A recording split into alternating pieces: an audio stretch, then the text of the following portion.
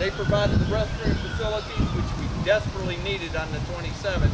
It was hot out here, and all y'all's food that y'all brought, that also helped out a lot too. Mr. John Walls. Where you at? Oh, there you are. Or there he is. Sorry. He also helped out with providing some of the area that we could wind up putting our equipment after we rented it from Dixie Rents. And he listened to me all the time. I'd come over here to the cemetery and then walk right back like an old dog, sitting there telling him what all was going on. He would also keep an eye out for whenever the city came and cleaned up the stuff out in front. Thank you, Mr. Walls. Well, I've never been in one person. Well, it ain't over with yet. All right, Mr. Mike Carroll of Mike's Autoplex. He provided transportation and the storage facility for some of the rental equipment.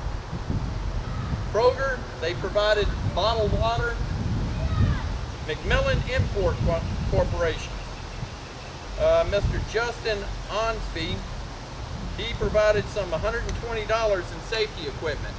It just so happened I was with a friend of mine working, and he said, "You need safety equipment?" And I said, "Yes, by all means." He got on the telephone, called up Justin, said, "Look, we've got a nonprofit organization that's cleaning up a cemetery.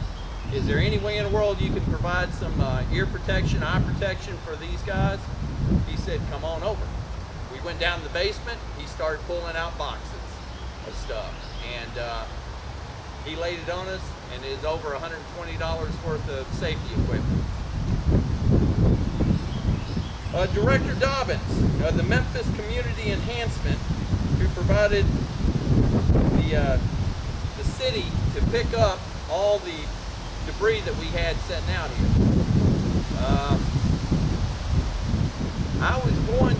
We had a large pile of tree limbs, leaves that were raked up, bagged up, and I was having a rough time getting the city to pick it up.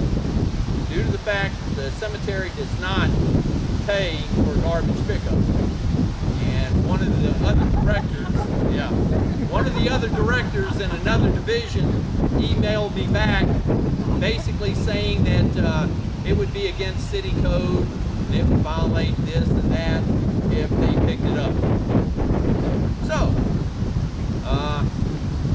we did get in touch with Councilman Morrison. Councilman Morrison had a nice conversation. Well, let me take that back.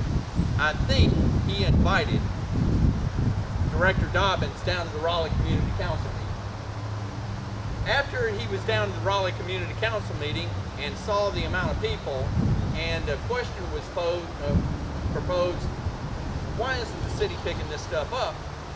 I think it turned out that, you know what, I'm in a bad situation.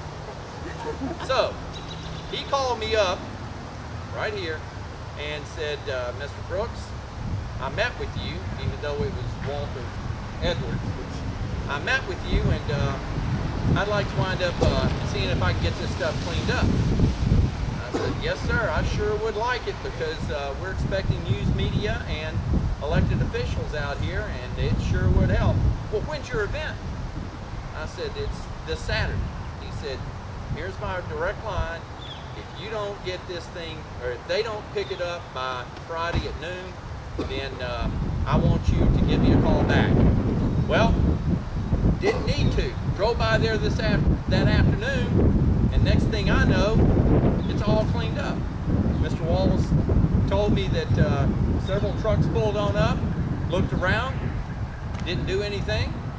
White pickup truck pulled on up, and nothing got done. After lunch, evidently that white pickup truck had somebody else in there, and everything started getting done. And that afternoon is all clean, and that was Wednesday. And I didn't talk to Mr. Dobbins until Wednesday about 11 o'clock. So, and they were already out here waiting on the phone call at 10 o'clock in the morning. So, but thank you, Mr. Dobbins, for cleaning it up. Also, I want to thank Councilman Bill Morrison, who coordinated with the City of Memphis on our behalf.